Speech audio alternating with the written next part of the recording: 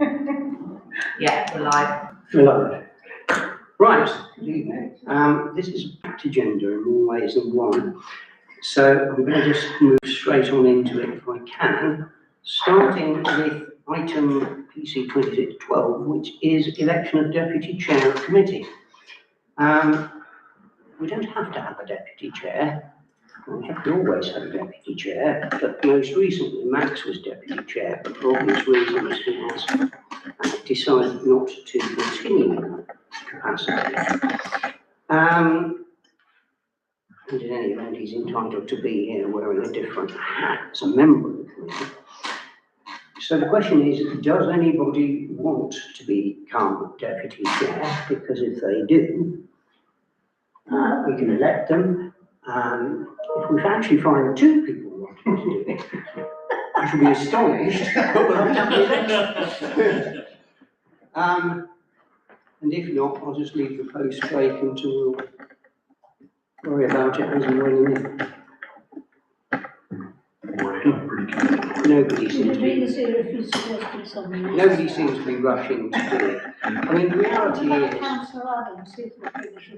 No, I've got plenty to do. I think that's the trouble, actually. We're all pretty busy with other council work, let alone things outside of it. I mean, the only serious role with the deputy chair is to deputise for the chair if he or she is absent. Touch wood. Haven't been missed many meetings, so all right, we'll leave it like that. If anybody is keen on the idea, they can always let me know, and we can put it back on the agenda for next time. The next item says to review the terms of reference, which are those from October last year, which perhaps tells you something you might need to know, because these were looked at comparatively recently. So unless anybody has found any sort of huge flaws with what we adopted in October, about 8 months ago, I suggest we simply say that we're happy with them and invite full council in due course to accept them. Yeah. I'll second that if that's the proposal. Fine, okay, well, I proposed it, I seconded it, all in favour?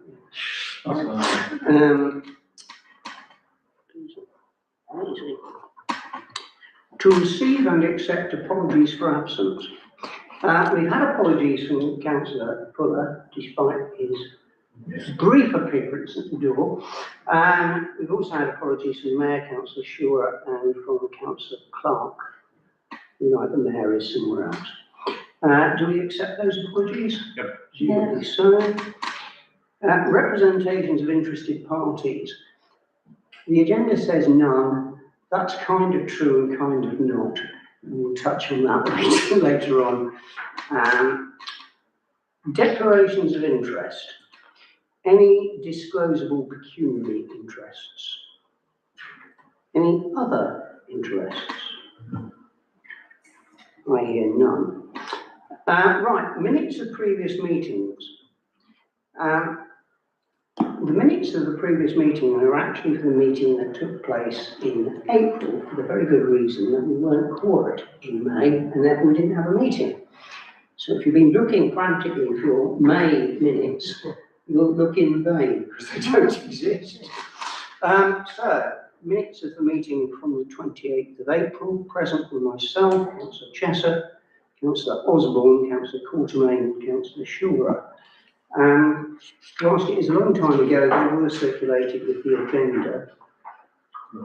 Anybody happy to propose those? Councillor Quartermain, seconded by Councillor Chesser. All those in favour?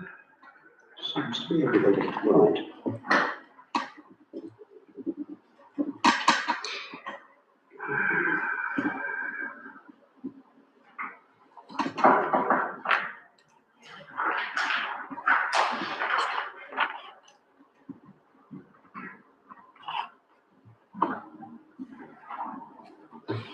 Okay, so that brings us on to the planning applications on the agenda.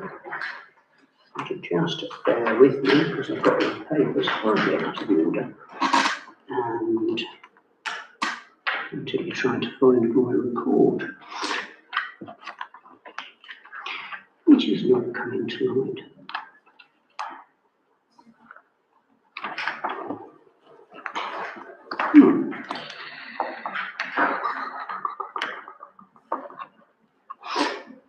PC, you can't run the office a copy of my report, can you? Because I can't, I've got 101,000 pieces of paper here, but one thing I can't find is that. Oh, hang on a minute. That's because it was so short. No, it's all right. It was tucked away because, as you can see, I don't have a lot of paperwork for tonight. Right, 78 South Road. An application for the construction of a single-storey contemporary garden building to be used as a golf simulator, which I think has to be a first for this committee. However, it's not really so much what it's going to be used for, I suppose, as what it's going to actually look like. There were no public comments on the portal at all. And in essence, nothing from any of the statutory consultees. Historic England were a statutory consultee, and I suspect that is because 78 South Road is actually in the conservation area, although nothing filed with the application would tell you that. So it's at the end of the garden. There is no impact on trees, hedging, access or anything else. It is all of 30 square metres, faced with vertical oak composite cladding, has an apex roof, leaves at 2.4 metres and a height point of 3.8. There's a technical description of what the roof is made of, which I don't think is going to be that exciting.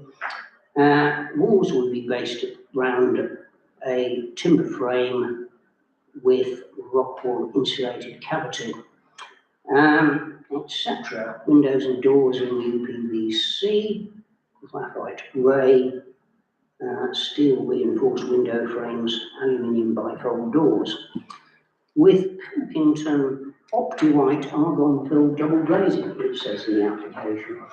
Whatever that might be. Well, there's its location.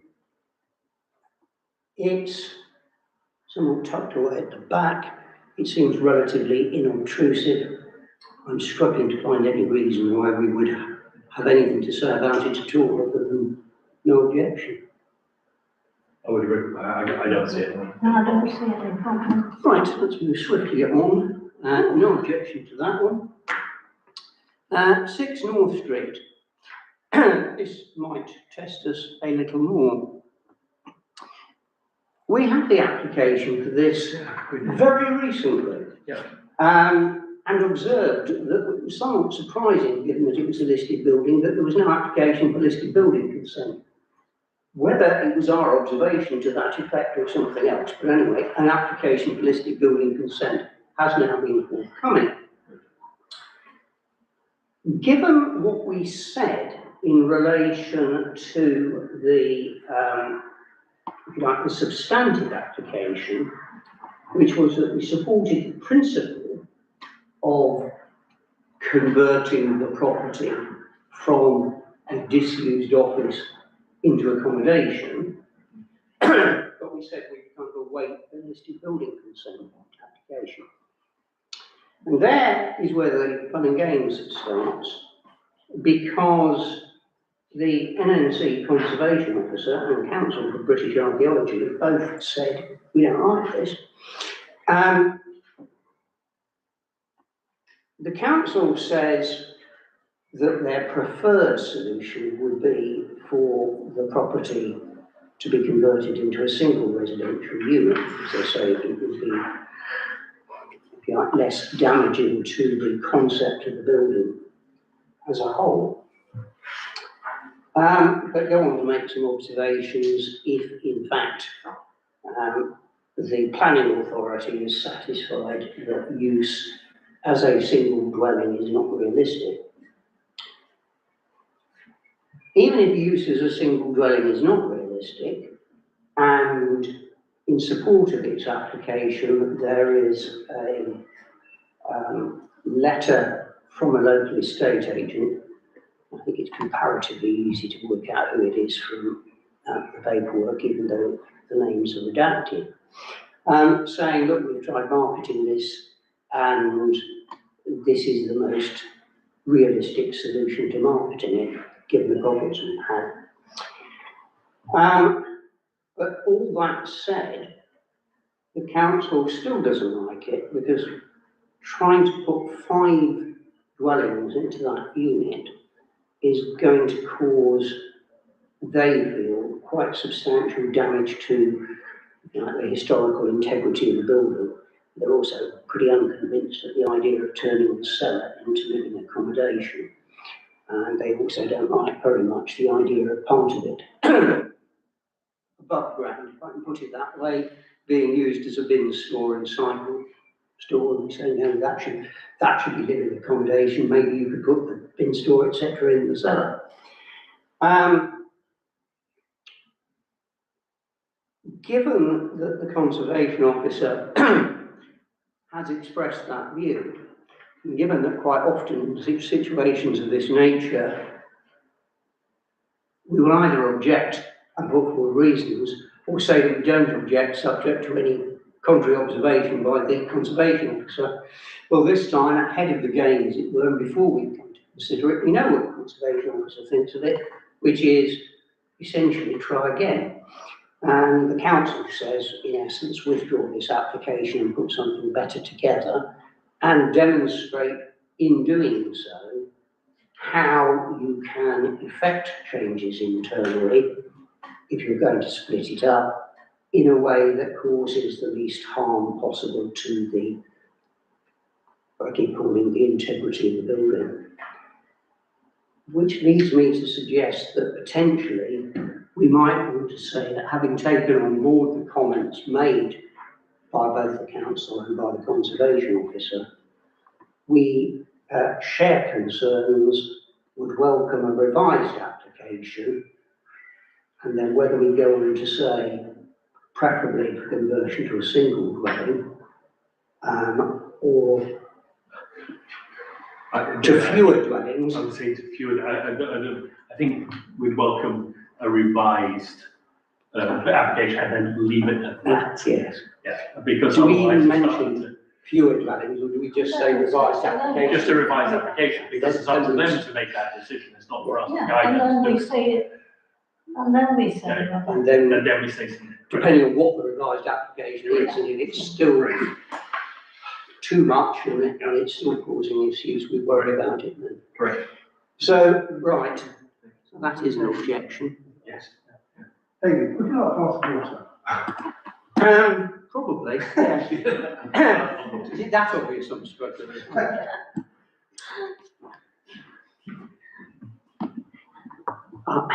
Bearing in mind that the council has gone to relieve my difficulties by getting a glass of water, the least I can do is suspend the meeting temporarily whilst it leaves the room.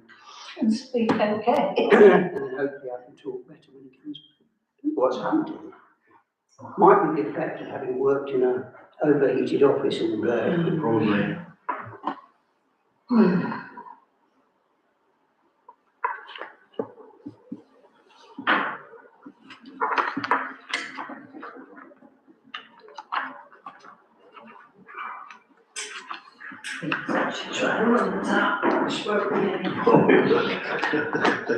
I suppose we go on like this, we could eventually cease to be quorum. There we go. Hopefully that isn't now.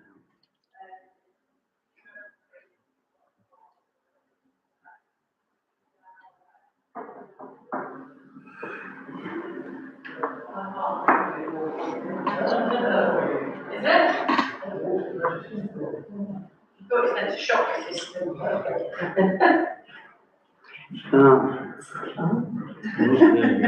got a whole judgment. Yeah, David, you run out. That's very kind, thank you so much. Right, we didn't crack on whilst you were out of the room, it seemed a bit amusing. So, 6 Margate Close, which is an application for single-storey rear extension, re-roofing of existing utility and lobby, changes to external finishes, and new boundary fencing. This is one where, to some extent, it may help to have a look at the material online. There isn't a great deal of material online. Having said that, there's no design and access statement, but there are some existing proposed floor plans and elevations which do, I think, give you an impression of what this would look like. That's the floor plan. It's probably better to look at the existing and proposed elevations if we can.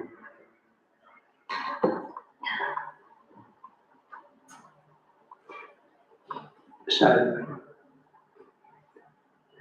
it is not always easy to get a very good impression from drawings like this, but for what it's worth, that is said to represent what it looks like currently. So, as you can see, it's a single-storey dwelling that's already been extended, possibly more than once. We move to the proposed elevations. It is possible to see a number of changes to it, although it doesn't look, as it were, hugely different in some respects.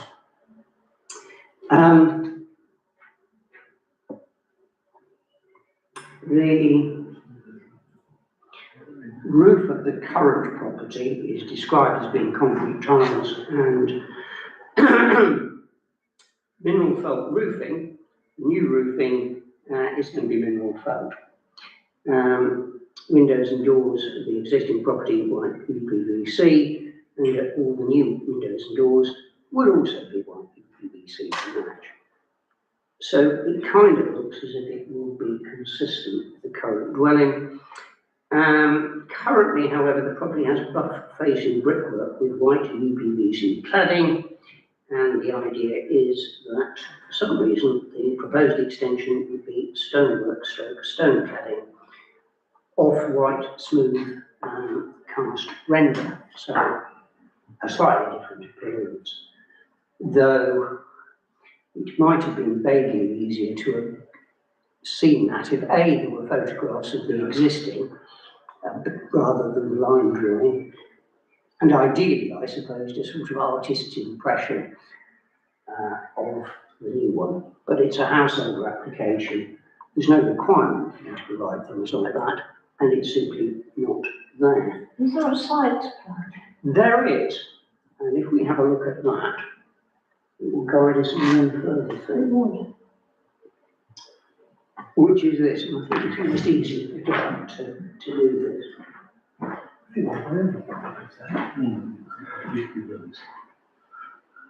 So we've got a significant proposed rear extension, and in fact, what is referred to in the application document, you'll see that bit is described as a proposed front extension. The boundary fencing scenario is this. At present, there's a wall that goes there. The plan is to put wooden fencing around all of that area, which kind of more accurately reflects the kind of boundary itself. And that's about as much as you can divine from the paperwork on the portal. There were no comments on the portal either from neighbours or from any statutory council trees when I looked at it over the weekend. Again, I have to say I can't see any obvious reason to be worried about it. Just the filling in a notch and then extending it a bit seems. Engine site. No objection. Right, 41A West Street. Erection of a garden room at the rear of the garden, replacing an existing structure. I can't remember which document it is actually, but there is a photograph of the existing structure, which might be a design and access statement with this. No, there isn't. I'm sure I've seen a photograph. Oh, hang on.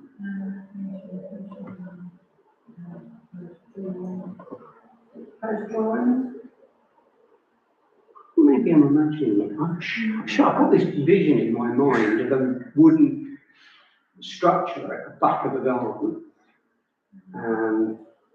Which I'm sure I saw somewhere, but quite where, I can't imagine. Well, there is a site plan.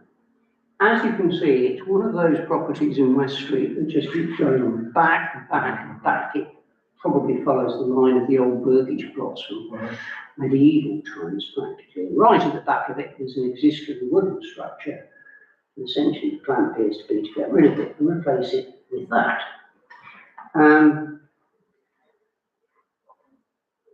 I'm assuming, although again the application documentation is a little woolly, but if you're looking at the top right-hand drawing, you'll see, as it were, 4 what we call blue panels, and then to the side of it, another one. I think the one to the side is a door, and I think the others are glazing. It's just slightly odd that there's no reference to the glazing in the application that I could see. The whole structure is 5,000 millimetres wide, depth 2,500, with an eaves height of 2,200. And as you can see, although it has a pitched roof, pitched is hardly the word, because it is a very kind of a narrow pitch, with the result that actually the overall height isn't much higher than the eave side. And there again, that's it. It is obviously inside the conservation area, but it's a long way away from the buildings. I can't see that has any impact. I don't think it can be seen from Lisa, let's see the location.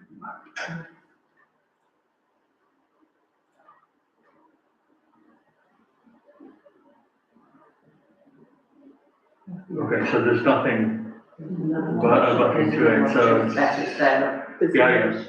there's another shed already there, is there, and, 39B. yeah, 39B, it's a house, yeah.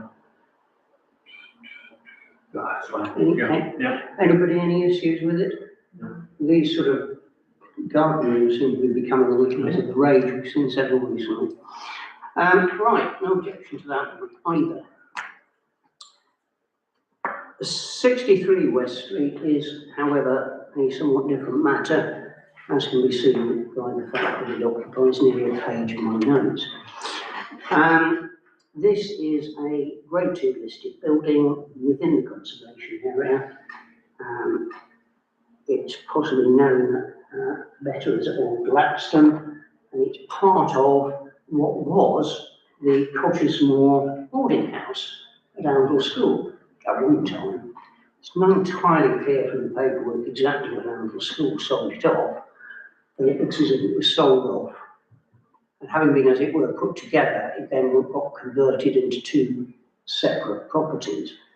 And essentially what the applicant is saying is, look, internally, given that it was A, all part of this boarding house, and then B, converted with internal partitioning into 2 separate buildings, of which the one we're looking at is one. There's nothing of any obvious value that we're internally left to worry about. Which may well be right, or it may not. I'm sure the conservation officer, particularly if we ask them to take careful note of that, will have something to say if they are worried that what is proposed would impact the building.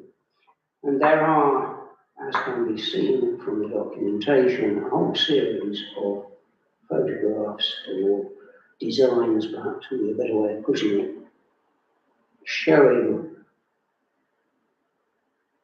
the conversion.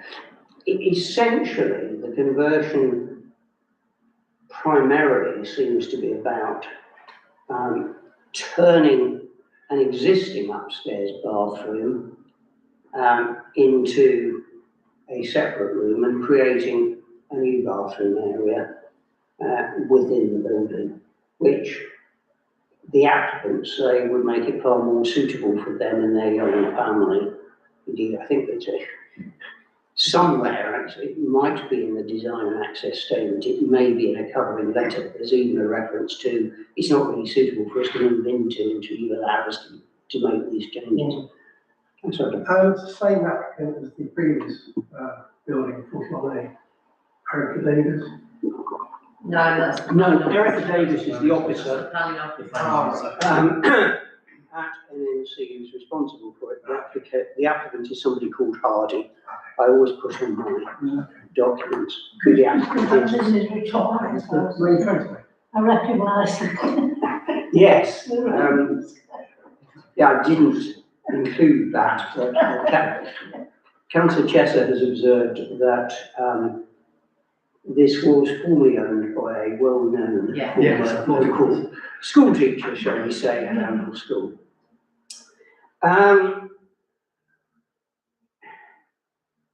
Apart from the kind of internal changes around changes to partitioning, as I say, the creation of a new bathroom and removing the old one and turning it into something else. There's reference to the repair of an existing chimney and installation of a roof vent. From what I can gather, the repair to the chimney is very minor, because it appears to simply involve the use of lime mortar to replace previously damaged lime mortar. The vent, there is a photograph of it, possibly it's in that document.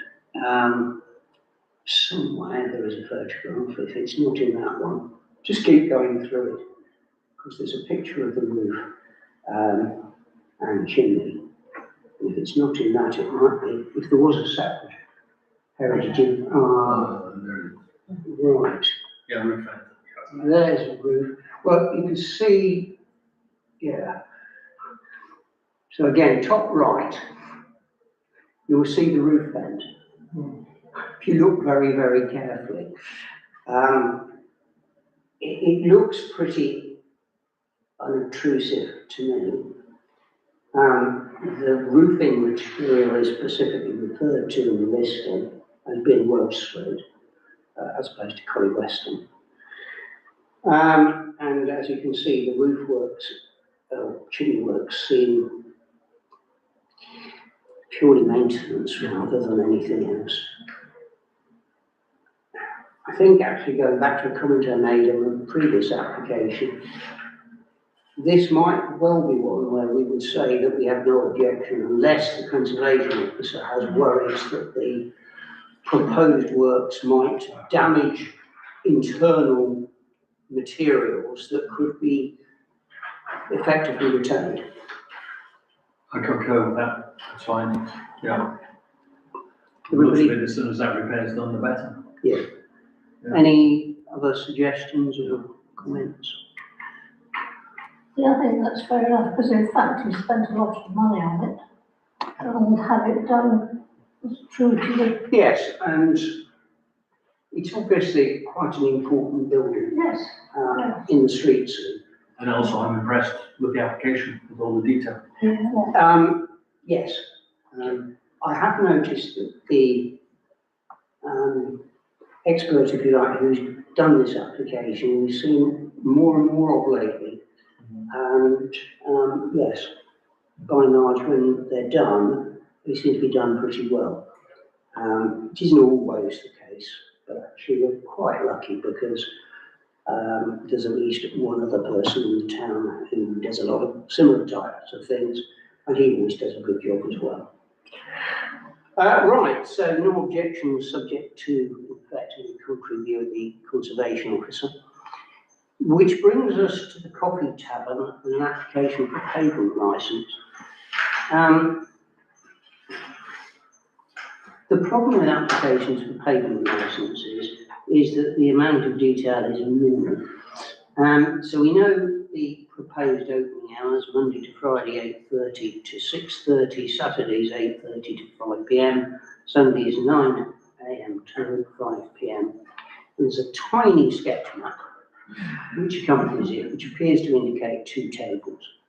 But of course, this area has been used for some time by the Coffee Tavern anyway, presumably pursuant to an existing licence. And I confess I've never actually got round to checking how long these licences last for. But I seem to recall that when we were first asked about this, we were kind of asked about it in our capacity as the holder of the market rights, etc. Because there was some question as to whether we could simply block it, forget as it were planning, but whether the council would have had the power to say, no, you can't do that in, quote unquote, our marketplace, which might well have been a moot point anyway. But actually, I think the council then, and probably the council now, is relatively supportive of the idea of local cafes being able to expand, if you like, their operations outside, which may well help the vibrancy of the town and so on. So I would imagine that it's either a no comment or a no objection, unless somebody's got a wholly different take on it to me. It's been there for a while. I've seen nobody objecting to it. I was surprised to see it come up, by honest. I had to admit to helping them get the licence. Should you perhaps have declared some sort of interest earlier, Councillor Chester? Well, because I don't think I was on the council for a brief time or something like that. And they kept coming, you know, why can't we, and all the rest of it. So we got the planners to a meeting at the tavern and sat them all down, and, you know, this was at Beans, actually, this was the first one, Beans. But it was some time, quite a long time, before the tavern was allowed to do it. Yeah. And I think it was a good application. I don't think we can object when we agreed another one. I can't think of any reason. I mean, it's not, David, exactly.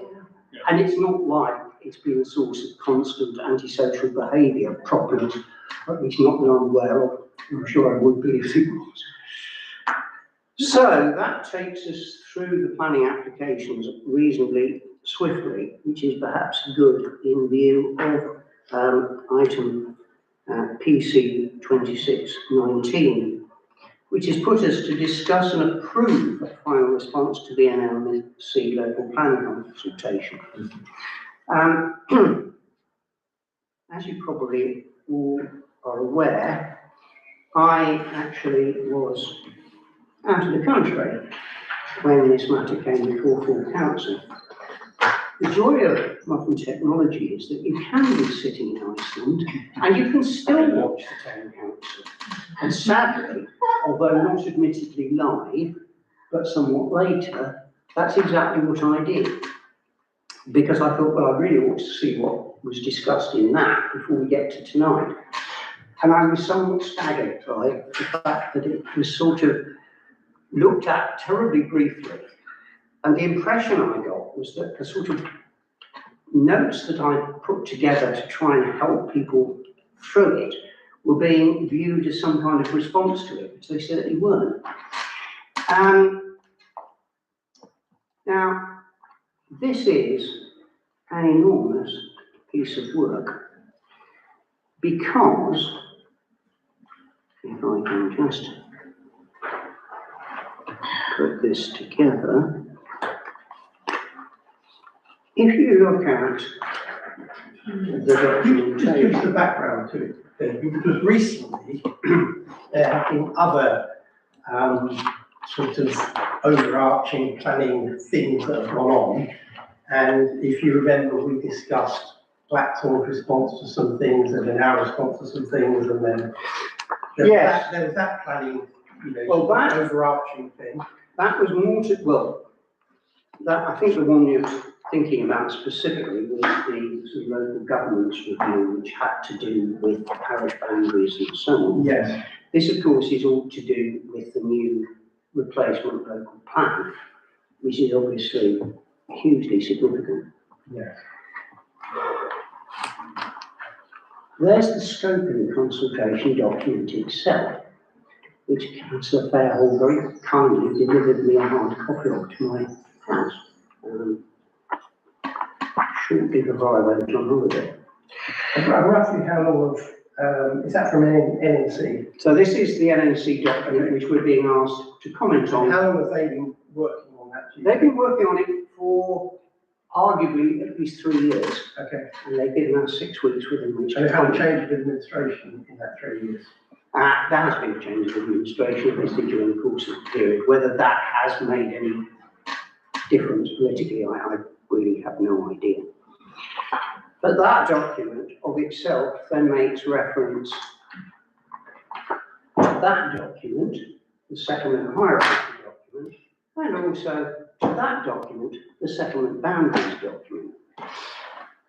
And hidden behind all of those is, would you believe, yet another document, which is the housing and economic land assessment documentation, which is where the call for sites proposed allocations are to be found, because you won't find them in there. Now, there are 57 questions in there. And in its briefing note, Ben Calc said councils might want to restrict themselves to 3 points or thereabouts. I actually don't think we should be quite as restrictive as that. By the same token, we're in no way competent, arguably, to answer some of their questions. And then there's the sheer question of the practicality of doing so, given the timescales involved. But it won't perhaps surprise you to learn unduly that I started putting together elements of a response. So that bit, that bit, that bit, and that bit. And that still leaves 3 key areas to talk about.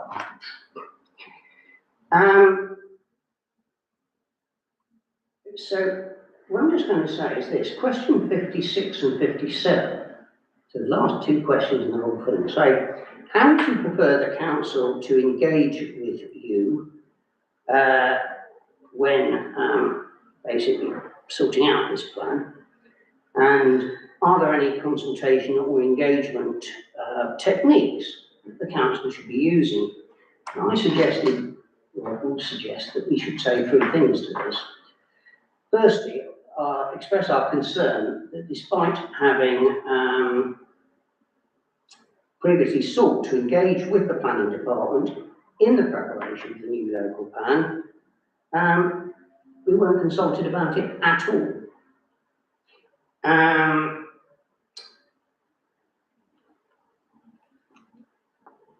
Similarly, we weren't consulted in any way about possible housing site allocation. All of that work was done without any reference to us. And as you'll learn later on, there is a particular significance to that, which is just frankly unbelievable. We'll get to that later. The second thing was to say that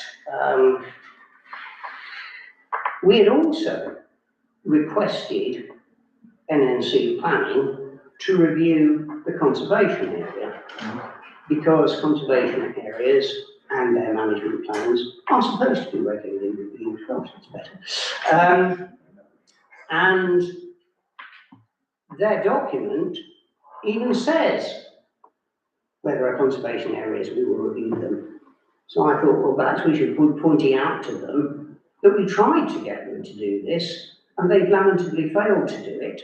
And the plan should at least make reference to the need to undertake a review of Elmsall Conservation Area, because the documentation is frankly extremely old. And that may involve looking at various aspects of things. And then the whole thing was actually to also observe that dropping that document on everybody and giving you 6 weeks to respond to it is extremely difficult. When we're talking about councils, some councils only meet bi-monthly, and if they aren't careful, they might not have a meeting at all within the consultation period. Others might meet monthly, but might do so on a basis that would give them one shot at it. We kind of got two, because we were able to look at it before council, which we did very briefly, and also here tonight. So I thought that whilst probably the 6 weeks may even be laid down in legislation somewhere, but it seems to me that it's inadequate, particularly when we weren't consulted about how it was being put together in the first place. I know it's not the end of the consultation period, it's the first of, in effect, of group 3. But nevertheless, I think that since they've asked the question, we can perhaps answer it. The very first question in the entire thing is, are there any strategic issues in adjoining authorities that we feel should influence the preparation, if you like, of this local plan?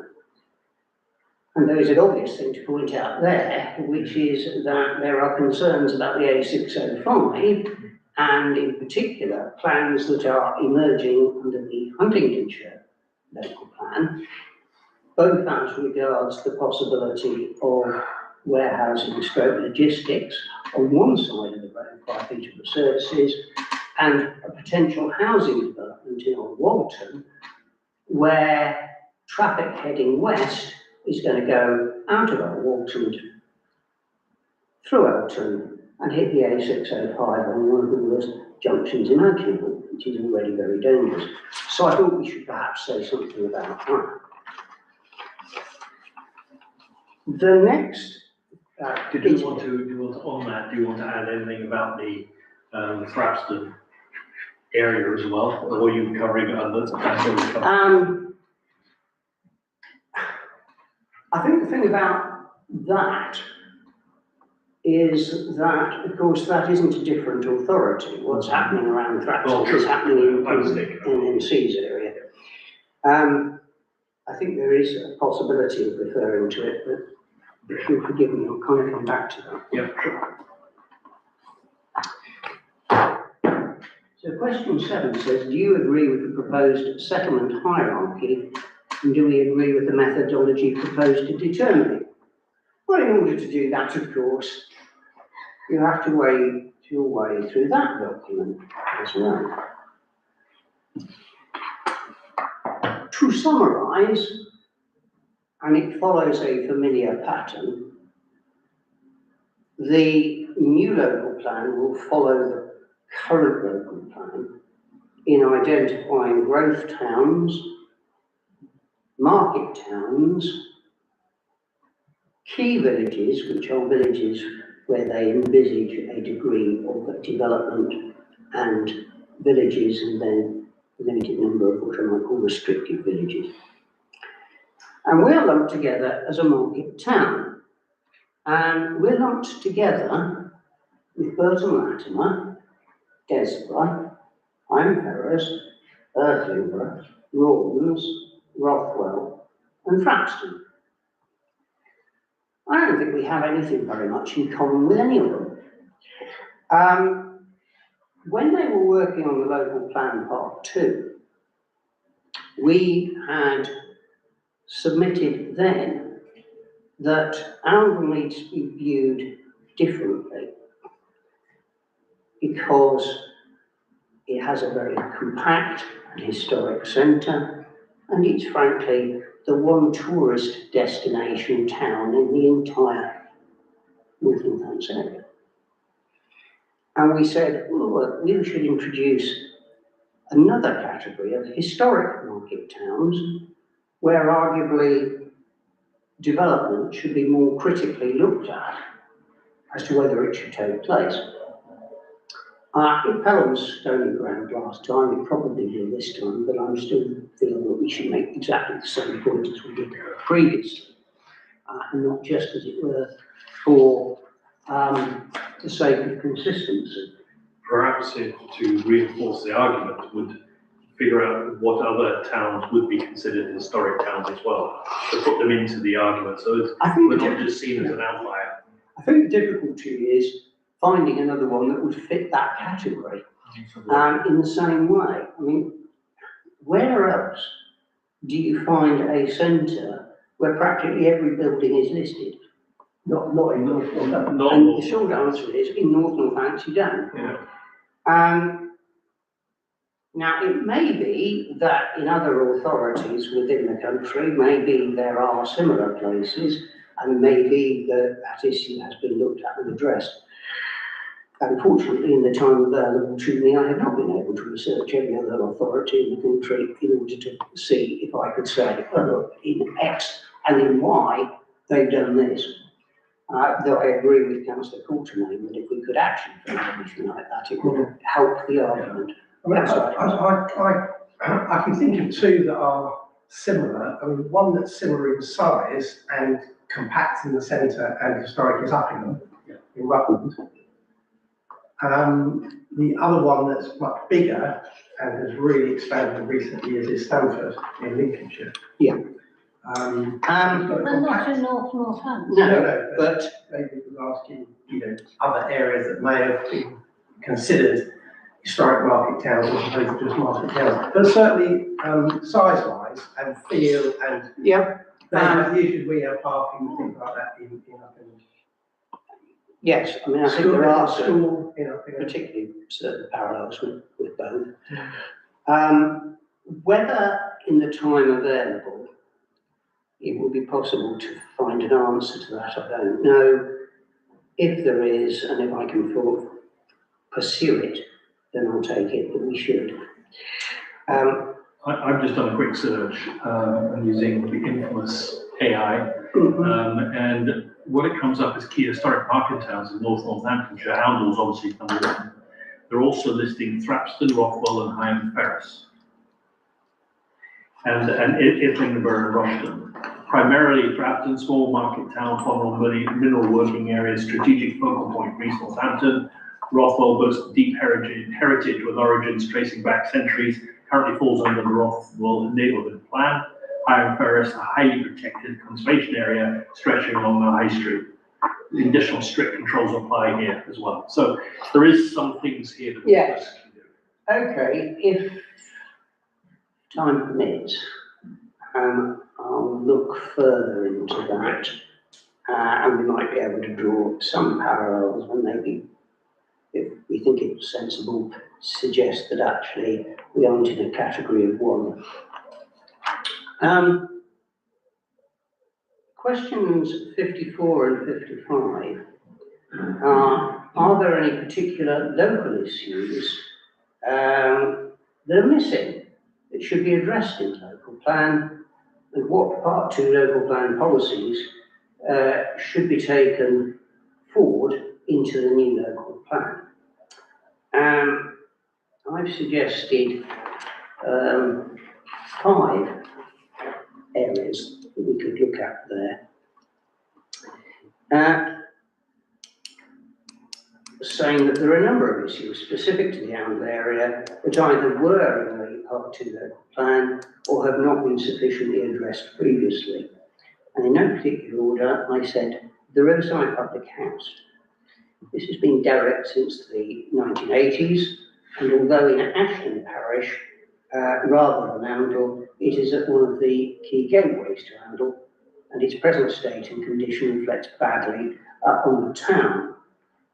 While NNC may not be able to ensure that the building is restored and brought back into beneficial use, it should recognise the significance of the building and the desirability of ending the present state of affairs. And in the current local plan, it does talk about the riverside and says pretty much the same thing. So that's something I'm saying can be carried forward. Barnwell Country Park. This is perhaps not surprisingly in the parish of Barnwell, but it's a hugely important asset for the town, which is a market town designated for future growth. Means that there should be policies to ensure that the country park remains free to use and open to all, and that should be part of the local development plan. And the marina, similarly, it's in Barnwell parish, but sits just outside the town and has obvious potential to be developed as a tourist attraction, and the new plan needs to reflect this. And that's a bit of a theme of what I think we should be saying, which is NMC, you've got something really valuable here in Oundle, and you should be doing more to promote it as a destination in itself and as a centre, because there's all sorts of lovely things around here. You know, whether you're talking about Dean, whether you're talking about Kirby Hall, Lipton, Newby, Bowden, you know, I could go on. I said parking in Oundle. A major issue for the town that is destined for further significant population growth. And I go on to explain that what the parking situation is, but with specific reference, of course, to the long stay car park, which is rented, saying that the plan should make clear that no change of use of that should be permitted, because it's such an asset and it's needed, and it's only going to be needed more and more. And then finally, perhaps not too surprisingly, I suggest that infrastructure, specifically schools, medical services and water supply and treatment, the plan needs to, in a sense, emphasise the fact you can't just go on developing Oundle without ensuring that the infrastructure is in place before you build all the houses. You rather build all the houses and then go, oh dear, doesn't appear to be the infrastructure to support it. It's the wrong way round. The plan should be addressing the tissue insofar as these things can. Those are the things that I simply wrote down because I thought that actually all of that would be relatively uncontroversial. There are arguably a number of other areas where we probably should and would want to comment. Perhaps one obvious one is the question of residential development. To me, it's a bit like the elephant in the room because you don't get it out of that document. It's touched upon. There are sort of passing references to the header. That's about it. But the thing about it is this.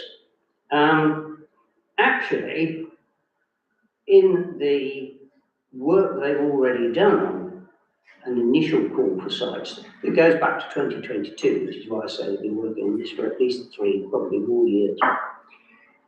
A number of sites have come forward. The mystery is how some of them have come forward. In particular, how has the rugby club come forward as a proposed residential development? I don't think anybody asked the owners. Pretty sure they didn't, because we are the owners. And we didn't push it forward.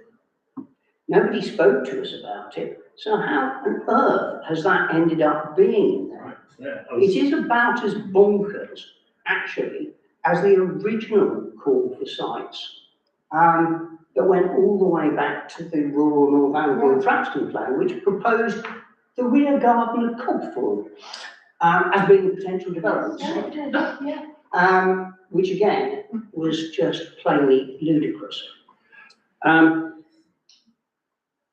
I anticipate that we wouldn't have necessarily a huge issue with some of those sites. One of the sites that is being canvassed is on the opposite side of the Colchester Road to the Colchester Meadows development that is being built. And of course, we've already touched on this evening. Technically, that is not in our parish, that is in Blackpool parish. The development of it would be contrary to the Blackpool neighbourhood plan. In our submissions about local government review, we said, well, we're aware of this coming up, and on that basis, for consistency, it should be part of AMRI. Of course, whether it is or whether it isn't, there's still a question of, well, what is our view about a further development of that site? And this is where I think the whole thing gets a bit tricky, because we haven't got oodles of time to look at those particular sites. But somewhere, I have provided everybody some time ago with the possible site allocations. David, can I just ask, is there a map of these potential sites? Because There is, visually- it's terribly difficult to access. Okay, visually it's easier to see. It would a map. be a lot easier to see it. But I think actually when I start describing it, you'll get the picture, and I have somewhere also put.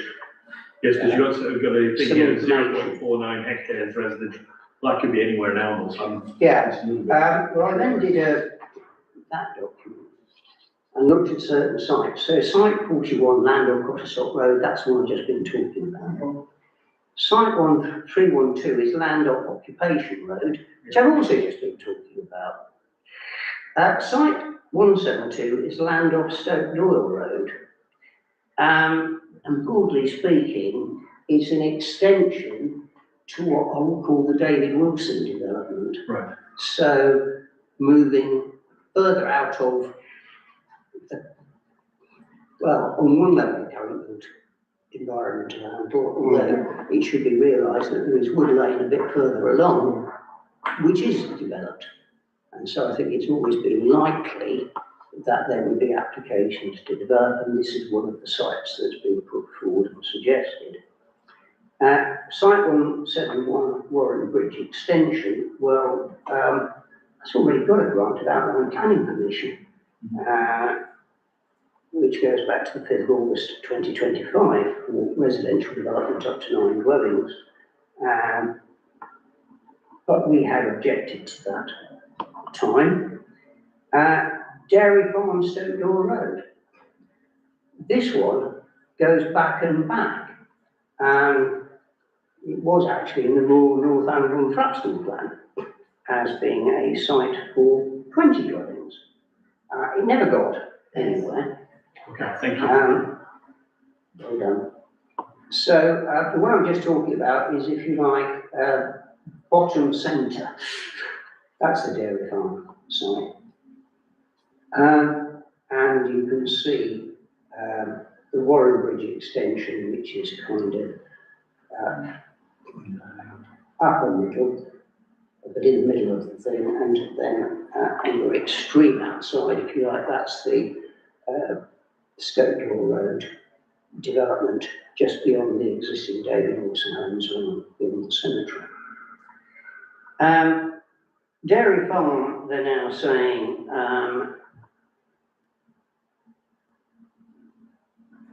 is there. I pointed out that an application for planning permission for 9 dwellings was refused on the 7th of March 2024. I set out what the plan had been and why it was refused and why we had objected to it.